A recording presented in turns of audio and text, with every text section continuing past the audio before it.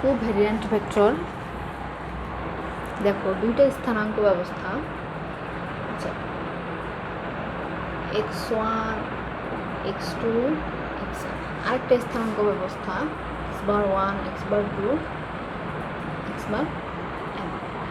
এই স্থানাঙ্ক ব্যবস্থার n সংখ্যক পদগুলো যদি হয় a1 a2 an, এবং এই বারোলা স্থানাঙ্কের n সংখ্যক পদসমূহ যদি হয়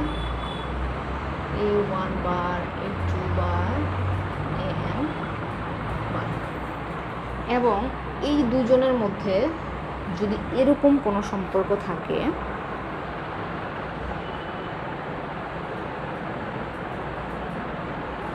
a bar I is equal to del xj del x bar I, এই যেখানে i এর মান হচ্ছে 1 থেকে n পর্যন্ত, তাহলে a1 a2 an এই পদগুলোকে বলা হচ্ছে কোভ্যারিয়েন্ট ভেক্টর।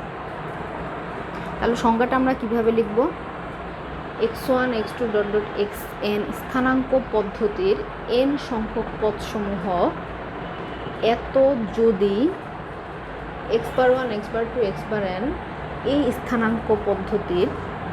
n সংখ্যক পদসমূহ a bar 1 a bar 2 dot dot a bar n এর সাথে